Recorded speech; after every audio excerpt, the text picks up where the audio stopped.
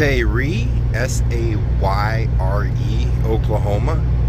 More importantly, historic Route 66 right here. I didn't even know we were on it, and I doubt we're going to be on it too long. We're heading for Dodge City, Kansas. Technically, we're on Highway 283. And we're just going to be on Highway 283 all the way up through Oklahoma and all the way through Kansas till we get to Dodge City. Oh, it's morning. See that fireball in the sky over there? It's hiding behind this church right now. See it right there? Lovely mornings.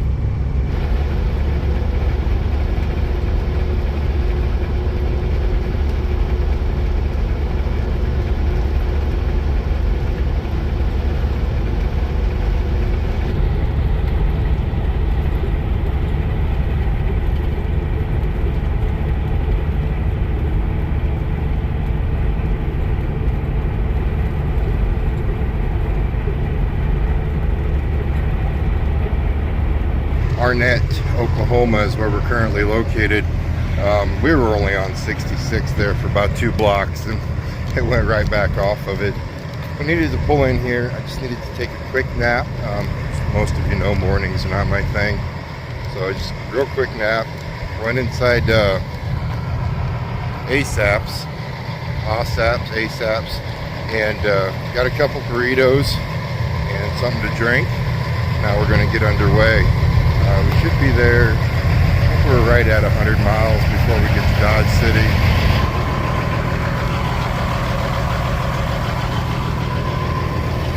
That dove didn't make it.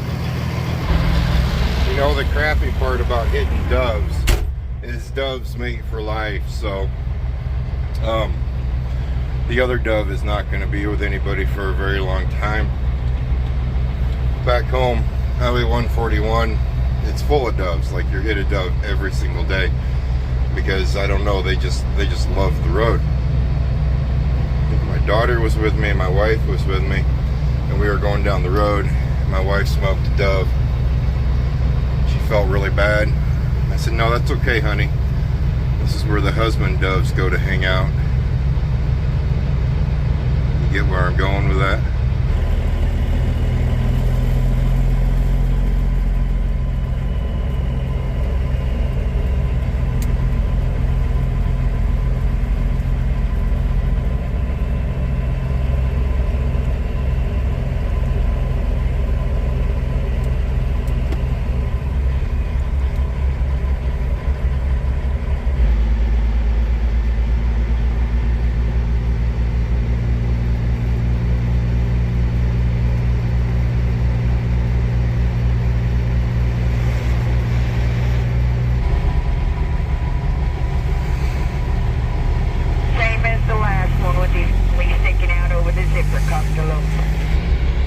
I'm in a town.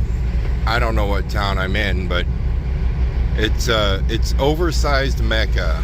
There's 1 blade ahead of me, 3 blades behind me, and that's the 4th tube looking thing, tank looking thing that's just come through town. It's a busy place.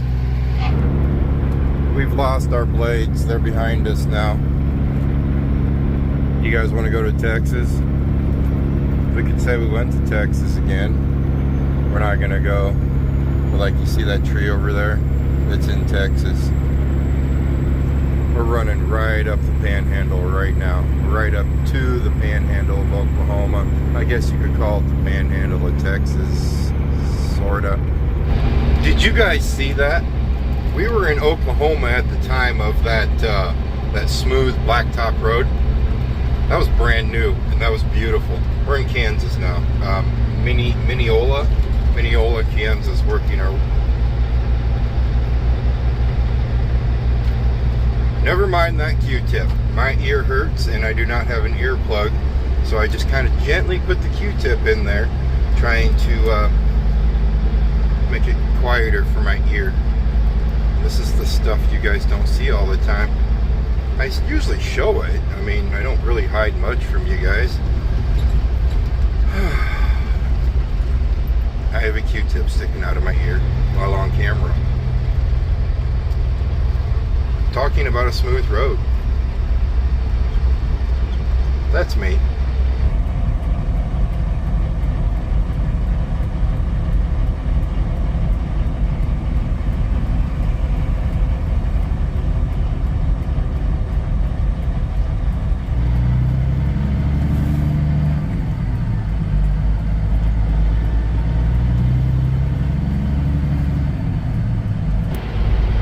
You know, I'm pretty confident that water is never going to go down. That's usually a big, like, empty pond area. It's for the runoff of Love's here in Dodge City. And I'm pretty confident it's never going to go down now. It's been up that way for, what, well, all summer, I think. Well, as long as we've been coming in and out of here this summer. Hasn't been a whole lot, but even when we're coming in and out, when it's not, ooh, look at you. You're pretty.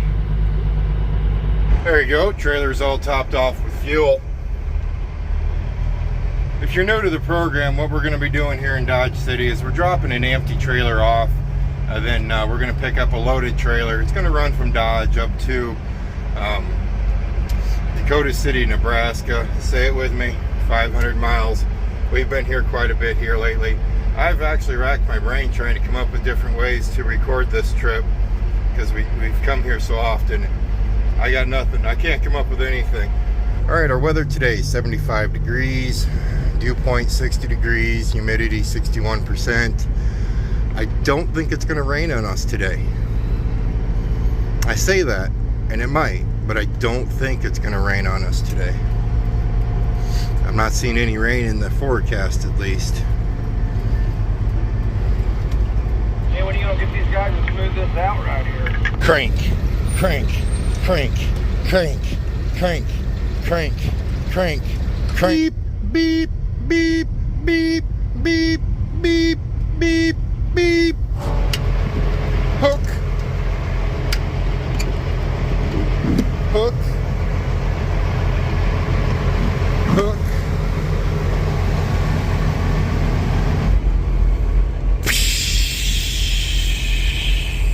I am truly probably one of the biggest dorks or mentally unstable people you guys have ever met. I'm giving you the sounds of trucking. We're hooked up to it.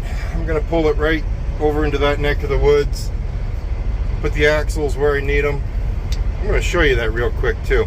I seen, it's been a few videos ago, I seen a person comment, why are you pulling a button underneath the trailer? Well, if you're still watching the channel, because I know it's been like a few videos back, I will show you real quick. Changed my other mind. We're not going to go down the... I used to be able to go like right there and then slide my tandems and then pull a U-ball and come back this way. And I know that looks like a lot of room to some of you. I can't pull a U-turn in that amount of space. I have to jackknife in that amount of space. Used to be able to, but they put all the... They tightened all the rows up, that way they could, I think, fit another row or another 2 rows in.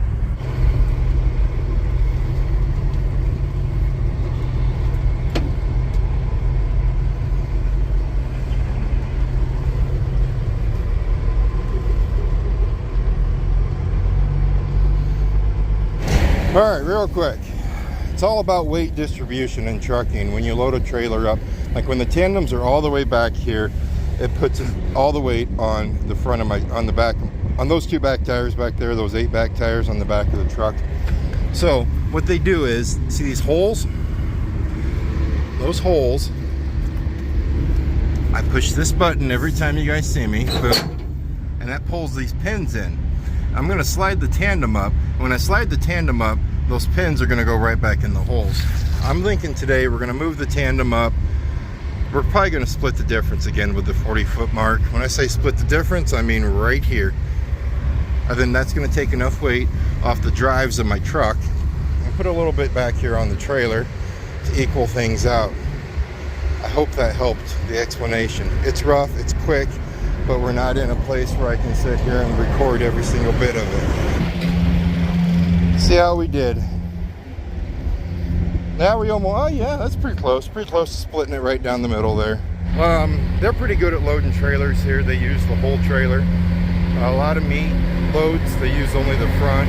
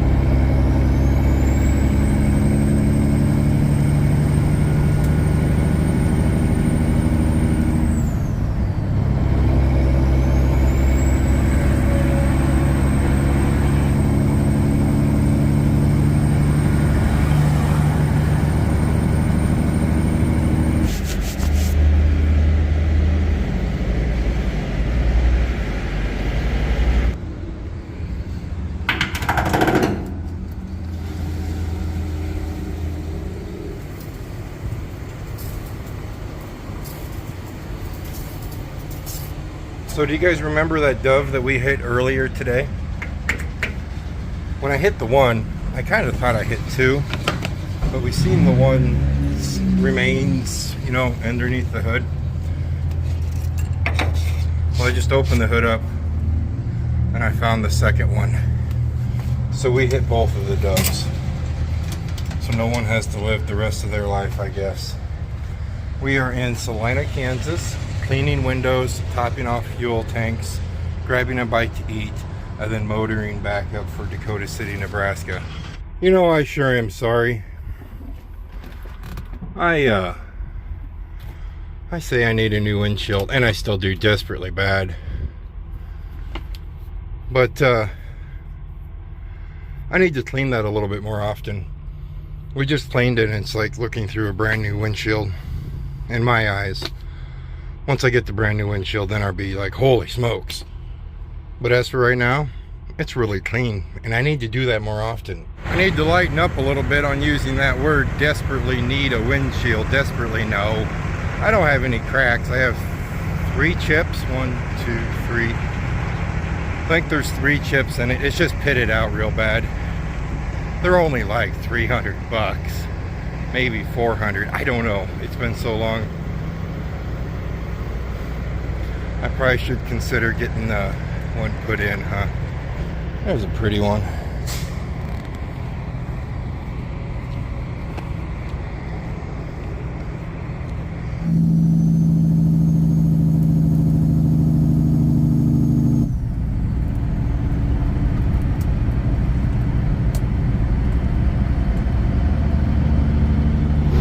Nope, I was wrong. I have 5.5 rock chips. 3 on the passenger. 1 you guys always see. There's 1 behind my weather thing there. And then there's a half of one straight ahead of us. Only a few of you have caught that, but it's very hard to see. So I have 5. So technically, I think the DOT starts squawking at you if you have more than like 3. Wouldn't that be something? You get put out of service for a perfectly good windshield, but it just has rock chips.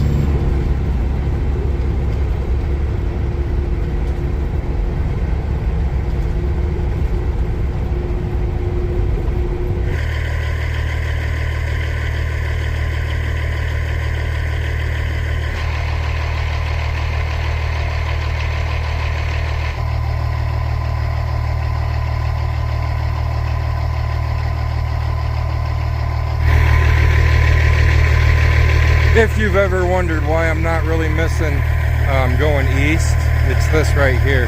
I just stopped off of Highway 8 here in Nebraska just to use the little boys' room. And, well, I'm sitting here hanging out with an audience, watching a beautiful sunset. And the loudest thing on this road is that old Kenworth right there rattling away.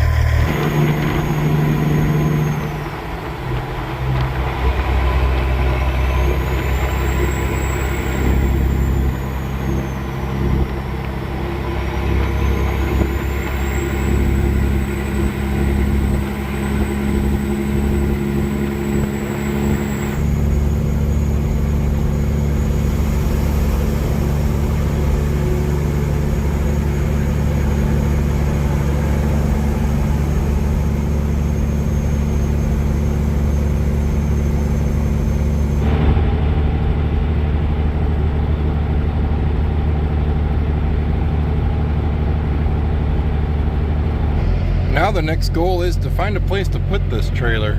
They seem to be kind of full again. And once you get in one of those alleyways over there, I have to back out. It's another one of those situations where I can't pull the U-turn. Every once in a while we find one up here, but it's looking pretty full as well.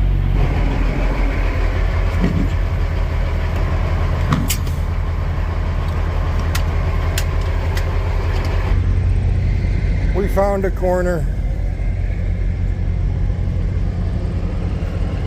and it's even straight. Does anyone else have to take their glasses off when they're backing a trailer in if you wear glasses? I have to take my glasses off, otherwise it knocks my angles off. It's kind of a weird thing, but I've always been that way since I started wearing the glasses full time, all the time. Whenever I'm backing in, either if I'm standing on the step backing in, you know, the whole thing where you're reaching in, which by the way, I really miss that wheel when I'm standing on the step backing in with my one arm, or even if I'm just looking through my mirrors and backing in, I have to take my glasses off. All right, we're gonna go over here. We're gonna see if we can find an empty one. Judging by all the trailers I see here, they probably won't have an empty one. We have to go up to the yard anyway because our next load doesn't load till tomorrow morning. And I'm just gonna camp out up there. Truck's dirty already, so it's not gonna hurt it none sleeping on the gravel lot. Hope you guys enjoyed today's video. I'm gonna call this one done right here. You guys stay safe, and as always, I will see you next time. And I'll try not to make as many noises or sound effects like I did in this one. That's kind of odd.